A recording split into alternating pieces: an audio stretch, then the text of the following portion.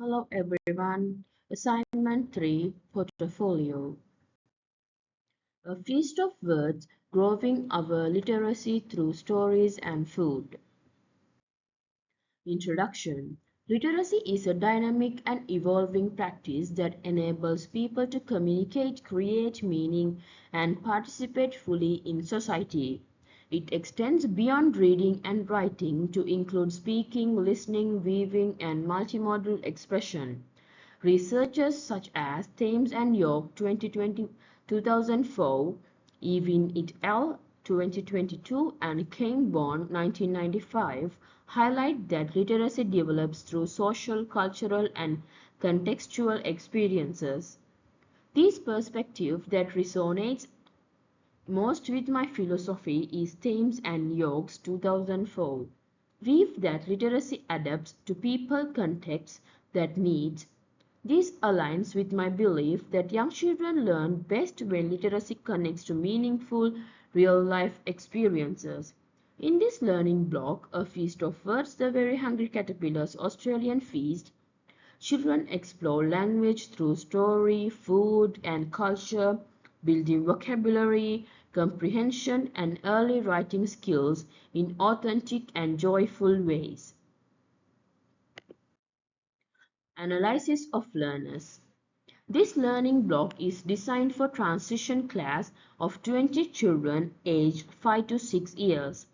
The group displays rich cultural and linguistic diversity including speakers of Mandarin, Filipino, and Hindi.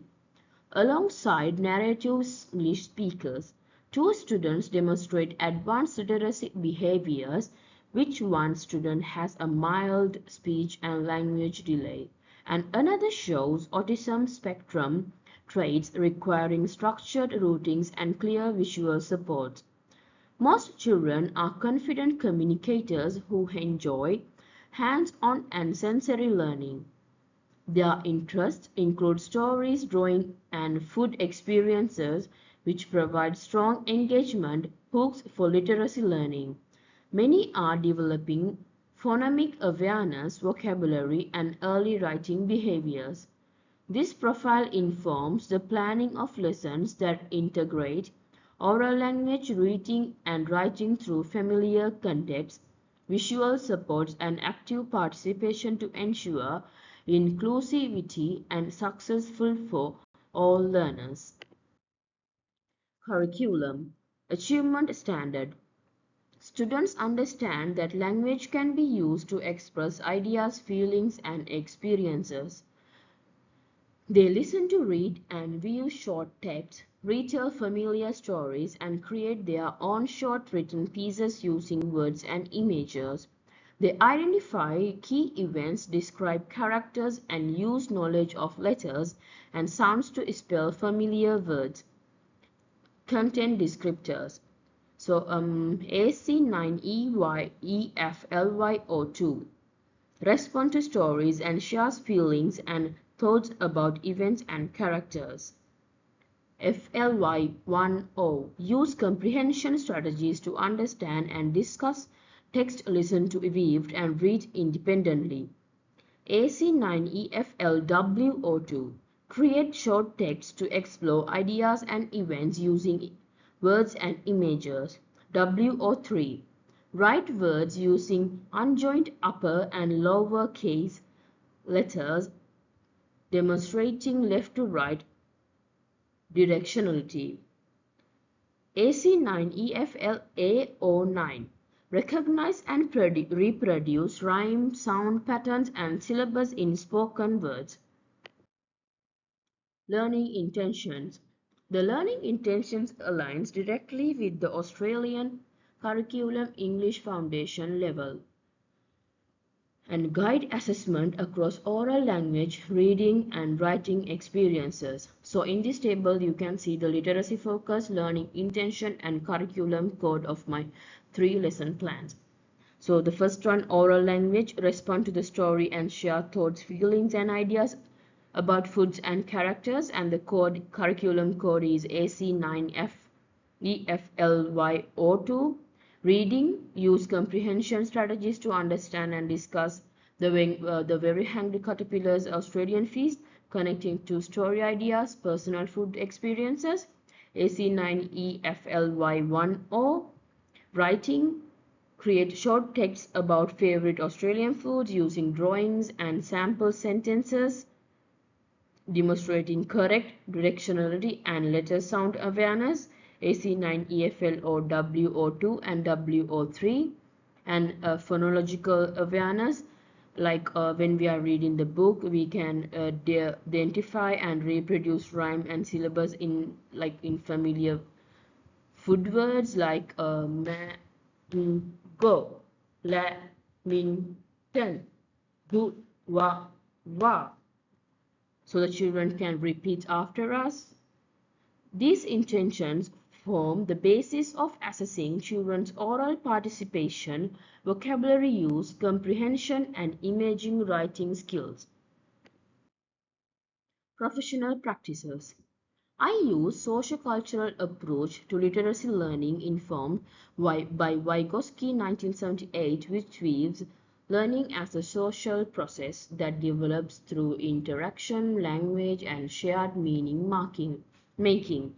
This approach values the teacher's role in scaffolding children's learning within their zone of proximal development (ZPD) through modeling guided participation and collaborative talk. My practice also guided by Bruner's 1966 theory of representation, which supports the use of inactive iconic and symbolic stages, allowing children to move from hands-on exploration, tasting and sorting foods, to visual representation, story pictures, and finally written expression, short sentences. Additionally, Cairnbone's 1995 Conditions for Literacy Learning, immersions, demonstrations, expectations, and engagement inform how I designed environments that motivate children to participate, observe, and take risks as developing communicators. These theories guide the teaching strategies used in my learning block, including explicit modeling, guided discussion, visual scaffolds, and opportunities to authentic communication through reading, talking, and writing about real-world experiences. Diversity and inclusion. As per my teaching philosophy, I plan for learning that values in unique backgrounds, languages, and abilities of all children in the classroom. During literacy session, I create a welcoming and cultural responsive environment where every children's voice and experience are valued. For EALD learners, I provide visual supports, picture word cards, and gesture-based explanation to help them understand new vocabulary. I model sentences, slowing and pair these learners with supportive peers for collaborative talk. For children and speech or language delays, I use short, clear introduction, visual sequences, charts, and encourage them to respond with single words, pointing or pictures before moving to full sentences. For the child with autism spectrum traits, I maintain predictable routing, provide a visual schedule, and use a quiet space or sensory tools if they become overwhelmed. I offer choices, example which food cart to hold, to build engagement and control. For advanced learners, I extend thinking by inviting them to describe taste, textures, or write additional sentences using adjectives. Throughout every lesson, I ensure inclusive participation by celebrating linguistic diversity, linking foods and stories to children's home culture, and encouraging all children to share experience in a supportive, respectful math time circle. So the Filipino children, Chinese children also can contribute by saying what foods they eat in their countries. Learning resources. To support children to learn the identified curriculum content, I will deliver the following learning experiences in sequence across a week. The lessons are built around the Very Hungry Caterpillar's Australian feast and connect strongly to the children's real-world experiences with food, taste, and culture. During the reading lesson, I will use a big version of the story, picture cards of Australian and non-Australian foods, and sorting chart to help children categorize what the caterpillar eats. For the oral language lesson, I will invite families to send small samples of Australian foods, example fairy bread, lamingtons, mangoes, and encourage children to discuss what they ate during mat time. In the writing lesson, children will use mini whiteboards, markers, and visual word banks to write short sentences about their favorite foods. These activities integrate speaking, listening, reading, writing, aligning with the Australian curriculum and the EYLF outcome 5. The literacy experiences are interrelated and authentic, allowing children to make meaningful connection between home experiences, vocabulary and literacy development. Reading. During mat time, I will introduce the book The Very Hungry Caterpillar's Australian Feast by Eric Carle. Together we will explore the pictures and talk about what the caterpillar is eating on each page. And I will encourage children to predict what they might eat next and pause to ask questions such as, do we eat this food in Australia? Or which of these foods have you tasted before? After reading, I will display the picture cards of foods from the story, including Australian fruits like mangoes, guavas, and star fruits, alongside foods that are not typically Australian. As a group, we will sort these foods onto a chart with two columns, Australian foods and other foods, and our children will be invited to come forward and place each food picture in the correct column, explaining their choice using reasoning words such as because or I think. I will record their comments on the whiteboard to model written language and connect spoken words to print. Together we will reread the chart, practicing vocabulary and noticing letter sounds in the food names. This shared reading and sorting activity builds children's comprehension, vocabulary, and oral reasoning skills by linking the text to familiar real-world experience. And as we reread the food chart, we will grab the syllabus in words such as mango, lamington, and guava. Children will notice that longer words have more beats. For the oral language activity, families were asked to support children to bring a small Australian food item in their lunch or recess box, such as a fairy bread, lamington, Vegemite sandwich, or tropical fruits. During class time, children will be invited to share and talk about what they ate, connecting to their food experience to the Very Hungry Caterpillar's Australian feast, and children will have a chance to describe their food using descriptive language such as the color, taste, and texture. The teacher will model full sentences and new vocabulary. For example, I ate a lamington, it was soft and sweet. Children will then be encouraged to repeat and extend their sentences. Peers will listen carefully and respond with questions and comments such as I like that too or what did it taste like. This routing helps children practice turn taking, attentive listening, and expressive speaking while building confidence and oral fluency. Writing.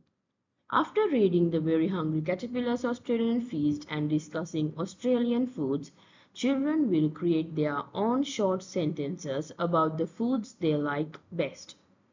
First, we will recall the foods discussed during our oral sharing session. Together, we will talk about which foods were Australian and which were not. Next, I will model drawing a favorite food item on the whiteboard saying aloud what I am thinking as I draw. Then I will model writing a simple sentence underneath, such as I like to eat mangoes. We will brainstorm a list of foods, example lamington, fairy bread, mango, and record them on a chart for children to refer to. Children will use mini whiteboards and markers to draw their chosen words and write their own short sentences to describe it. And for the EALD learners will be supported with visual word cards and sentence starters. I like to eat. Advanced learners will be encouraged to add adjectives such as sweet, juicy, or soft. This activity links writing to real experiences, helping children understand how spoken ideas can be represented through words and drawings. So the children will be assessed in following ways. For the oral language, use vocabulary through informal interactions and in structured sharing times with peers and teachers. So during class discussion, children will talk about the Australian foods they brought for recess or lunch. I will record anecdotal notes focusing on, can they describe food using adjectives? Do they speak in full sentences? Can they listen and respond to peers' questions? For the reading, discuss events and ideas in the story. The very hungry caterpillar Australian feeds and connect them to their own food experience. I will observe and record. Can children identify Australians versus non-Australian foods?